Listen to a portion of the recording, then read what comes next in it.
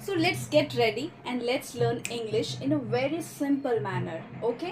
मैं आप लोगों को रोज़ एक मॉरल स्टोरी उसमें रहेगी, कोई भी आपको ज्ञान की बातें भी मिलेगी और इसमें आपको छोटी से छोटी चीज़ भी, ये ए क्यों आ रहा है, यहाँ पे द क्यों आ रहा है, ओके यहाँ पे डिसाइडेड क्यों आ रहा है, डिसाइड क्यों नहीं आ रहा है, ये सारी चीज़ें आपको एक ही बार में समझ में आ जाएगी। तो चलो लेट्स स्टार्ट। और आज की जो स्टोरी है वो है फॉक्स की, the fox and the stork. Okay, fox मतलब होता है आपका लोमड़ी जो हम बोलते हैं, एंड द स्टॉक जो होता है वो होता है बगुला, जो बोलते हैं ना पेड़ पे एक पक्षी होता है उसे हम बोलते हैं, और उसकी बहुत बड़ी चोंच होती है उसे हम बोलते हैं बगुला। ठीक है, फॉक्स यानी कि लोमड़ी और स्टॉक मतलब कि हो जाता है बगुला। अब यहाँ पे मैं आपको आगे चल के ये बताऊंगी कि यहाँ पे द क्यों आ रहा है इनके आगे, और यहाँ पे ए फॉक्स और ए स्टॉक क्यों आ रहा है। Once there was a fox and a stork. Okay, सबसे पहले आपको ये जानना है कि जब भी हम किसी चीज़ के ऊपर बहुत ज़्यादा इम्पोर्टेंस देने की कोशिश करते हैं, जब हम चाहते हैं कि जो सामने वाला है उस चीज़ पे बहुत ध्यान दे, तो वहाँ पे हम लगाते हैं द। ओके, तो यहाँ पे क्या हो रहा है कि यहाँ पे मैं एक स्टोरी बता रही हूँ, राइट। तो स्टोरी का क्या नाम है वो आराम से जो भी इस स्टोरी को पढ़ेगा उसे पता चल जाए, इसलिए यहाँ पे हम लगा रहे हैं द फॉक्स द स्टॉक। और यहाँ पे अ क्यों आया है या फिर ए क्यों आया है ये मैं आप लोगों को बताती हूँ। सबसे पहले आपको ये जानना है ए और एन। ओके, एन उसके सामने लगता है जिसके सामने ए ई आई ओ यू। ओके, इनके जो साउंड होते हैं वो आते हैं तब उसके उस वर्ड के सामने एन लगता है। अब यहाँ पे मैं आपको देखती हूँ फॉक्स, ये क्या है, कॉन्सोनेंट साउंड है, तो यहाँ पे क्या आ जाएगा ए फॉक्स। यहाँ पे एस है इस, ठीक है, यहाँ पे कहीं भी ये क्या हो रहा है, इसका कोई भी ये आ रहा है क्या, आवाज साउंड आ रही है, नहीं आ रही है, इसलिए यहाँ पे क्या लग रहा है, ए लग रहा है। Once there was a fox and a stork, मतलब एक बार वहां पर क्या था, लोमड़ी थी और एक बगुला था।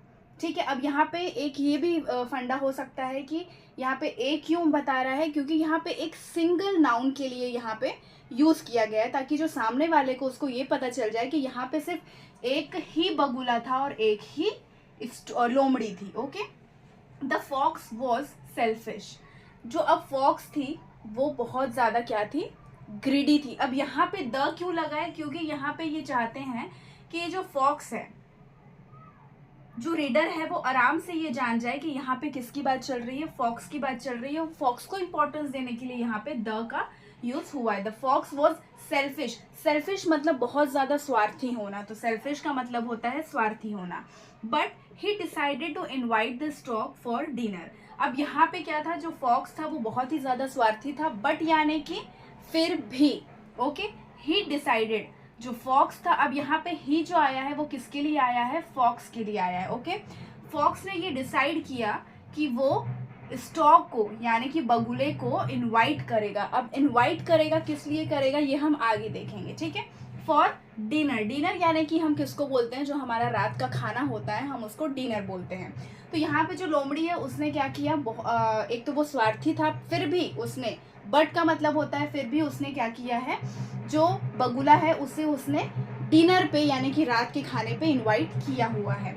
ठीक है, यहाँ तक समझ में आ गया। उसके द स्टॉक, ठीक है, अब यहाँ पे द क्यों लग रहा है, क्योंकि जो रीडर रहेगा उसे ये समझ में आ जाएगा कि अब यहाँ पे किसकी बात चल रही है, स्टॉक की, यानी कि जो बगुला है उसकी बात चल रही है, इसलिए यहाँ पे द का यूज हुआ है। The stock was extremely happy, अब जो हमारा कौन था, बगुला था, वॉज एक्सट्रीमली हैप्पी। अब यहाँ पे जैसे इसका सिनोनिम मैं बता दूं, एक्सट्रीमली यानी कि वेरी भी होता है, तो वेरी की जगह हम क्या यूज कर सकते हैं, एक्सट्रीमली।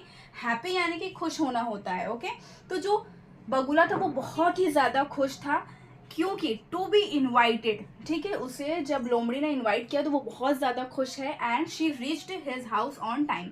अब यहाँ पे जो बगुला है वो यहाँ पे क्या बोल रहा है कि ये यहाँ पे फीमेल है, राइट, इसलिए यहाँ पे हमने शी का यूज किया है। और जो फॉक्स है यहाँ पे ही का इसलिए यूज किया है क्योंकि यहाँ पे फॉक्स जो है वो मेल है। ठीक है, she reached his house on time, right.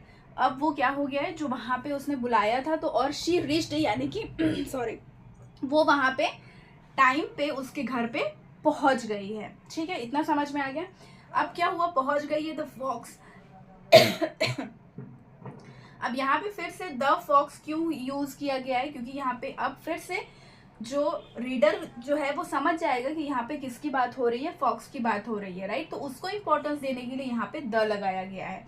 Fox open the door, ठीक है। जब भी आप कभी भी ईडी यहाँ पे देखते हैं, ठीक है, यहाँ पे भी ईडी आया था, राइट, ओपन में भी ईडी आ रहा है, यहाँ पे डिसाइडेड भी हो रहा है, तो आपको ये समझना है कि ये जो चीज़ है ये हो चुकी है, ठीक है। The fox open the door, ठीक है, उन्होंने, इसका मतलब ये हिंदी में आप मान के चलो कि उसने डोर को ओपन कर दिया था, ठीक है, उसने डोर को ओपन कर दिया था। एंड इनवाइटेड, फिर उसने क्या किया है, उसको, यहाँ पे भी ईडी आया है, यानी कि ये ईडी जहाँ पे आपको दिखे आप समझ जाओ कि ये अभी की बात नहीं हो रही, ये पास्ट की बात हो रही है, बहुत पहले की बात हो रही है, ठीक है। एंड इनवाइटेड हर इन, इन यानी कि उसने क्या बोला, उसके घर पे उसने, कि जैसे हम बोलते हैं ना कि दरवाजे के हम पास जाते हैं, कोई हमें बोलता है ना कि अरे आइए आइए आइए, तो उसने उसको अंदर क्या किया, इनवाइट किया।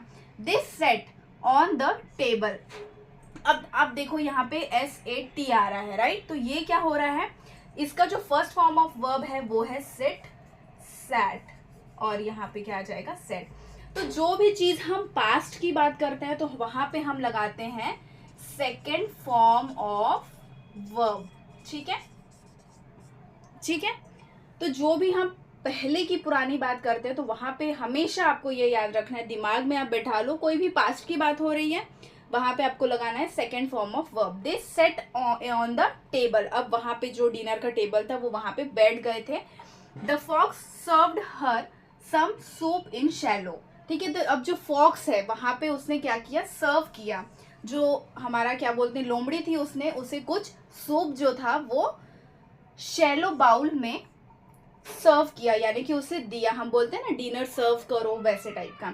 और शैलो बाउल मतलब क्या होता है कि जो कि ना बहुत ज्यादा गहरा नहीं होता है, बस शुरू होते ही ना वो खत्म हो जाता है, ठीक है, उस बाउल को हम बोलते हैं शैलो बाउल। मतलब हम बोलते हैं ना कि ज्यादा नदी गहरी नहीं है, तो हम ये बोल सकते हैं कि जो नदी है वो ज्यादा शैलो नहीं है। तो जो चीज गहरी है उसको हम बोलते हैं शैलो, गहरी होना यानी कि, सॉरी, गहरी नहीं होना यानी कि शैलो होता है। तो वो बहुत ज्यादा गहरी नहीं थी, बस मतलब चालू होते ही वो क्या हो रही थी, खत्म हो जा रही थी। While the fox licked up his soup, ठीक है। उसके बाद जो फॉक्स है उसने उसको क्या किया, खाना दिया, कुछ सूप दिया इन शैलो बाउल, ठीक है।